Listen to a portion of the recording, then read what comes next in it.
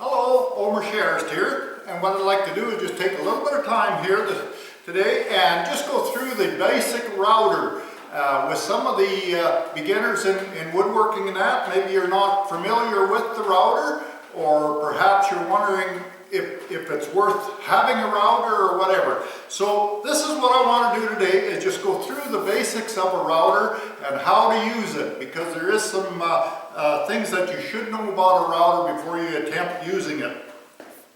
Right off the bat with routers, it is vitally important that you invest in a good quality bit, a carbide type bit. And as you can see, this one here has a bearing on it, and the idea of that bearing is as this turns, that your bearing runs along the side of your project that you're routering out, and only allows that cutter to cut so deep into the project, giving you the preferred edge that you like to do. And you can do so many different things depending on the type of cutter that you actually use. Now, one thing with the router bit, I recommend that when you buy bits, buy a good carbide type bit, which, as you can see, this is here. And what you'll find, that carbide tip will last longer, do a nicer job, and serve you well throughout, especially when you come into doing hardwoods and things of that nature. You need a good quality bit to do the cutting.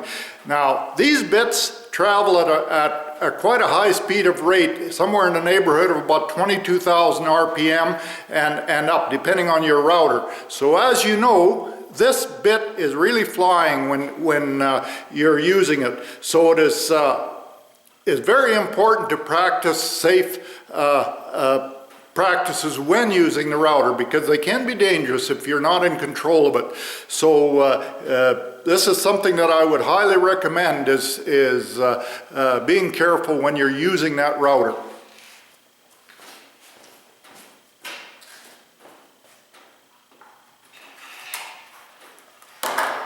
In router bits, as you can see, you can buy various amounts of different profiles and that of the router bit for doing different profiles on your projects and that.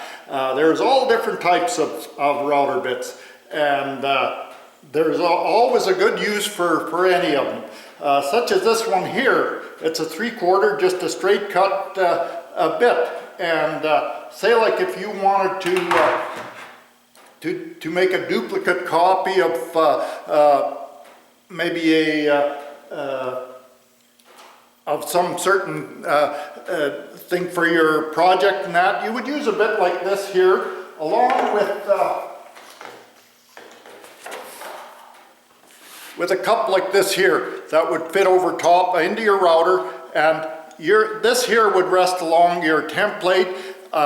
This here would go along and trim off the rough cut on the lower piece that you're trying to duplicate, giving you a perfect duplication. So there's the way you can go there, as well as both of these here. You can get this type of cutter here with a bearing on the bottom or a bearing on the top. There's various different combinations of router bits, so depending on what your application might be.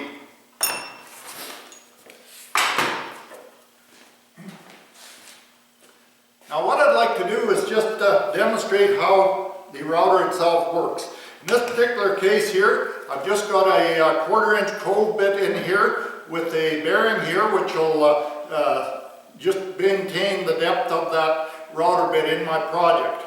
Now, when you look from the top down of a router, the router always turns clockwise.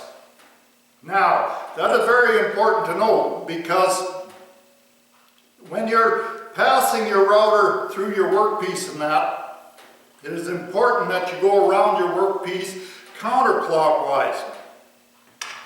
And the reason for that is, if you look at a bit like this here, and the cutter over here on the edge, this bit turns clockwise with the router at a very high speed. Now, when you go around your workpiece Counterclockwise, opposite to that, you will find this cutter has a tendency to suck inwards toward your project, giving you a nice even finish. Now if you were to go clockwise around your project, the same as your router is turning, it has a tendency to push this away from your project, giving you a very uneven finish, so to speak. So clockwise the router, counterclockwise around the project.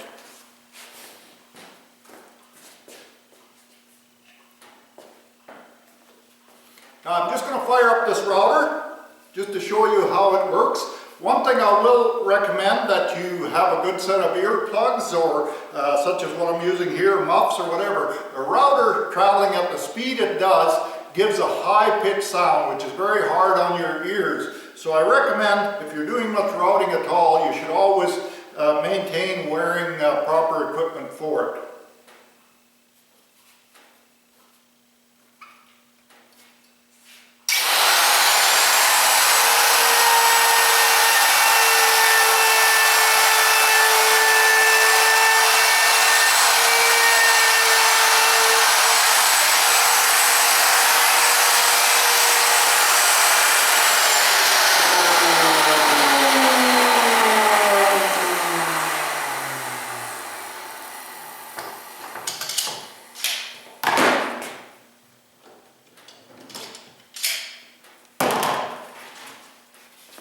Alright, as you can see here, we've put an edge on here with that bit. It's just a 1/4 inch round over, which gives you a nice edge. But you can use different types of bits, giving you different profiles for that particular application.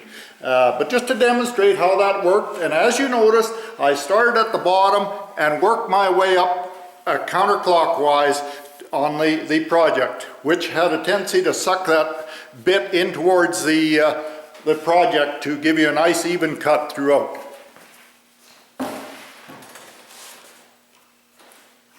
Now this size router I find to be the handiest to have around the shop, because it's so flexible, and yet it's not overly heavy in that to use this type of thing, but nevertheless you still want to make sure you're in control of it. That's why they have 2 handles on there, and that's why you should hang on to it with 2 hands, because a router out of control is bad news. Alright, now when we're looking, that is what you look at as a standard router. Okay, this one here is what we call a plunge router. Now the difference is, if you try to do some plunging with this standard router, you'll find it's very difficult to get started in here, and say if you're cutting a groove down the center or dado or whatever, it's very hard to get it precisely in location to start out, and it can be a little dangerous, because this thing can go wherever it decides on you if you're not careful. Now this particular router here that I have, I use it for cutting in the dados on your stair stringers and that, and that's where it works really well. And as I won't fire it up here because it is quite noisy, but what you do is locate it, say through the center here where you like. I'll just demonstrate here on the end if you can see that. And then you push it down. You set your router here to the depth that you want. There's stops on the side here and everything. You can adjust that to the depth you want. You would push that down and then lock it there.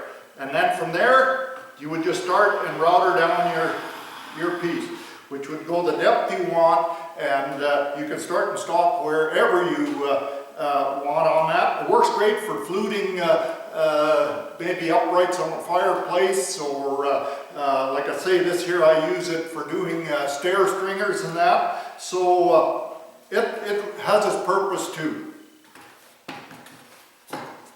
Okay, I hope that this has demonstrated the router for you, and good luck in using it.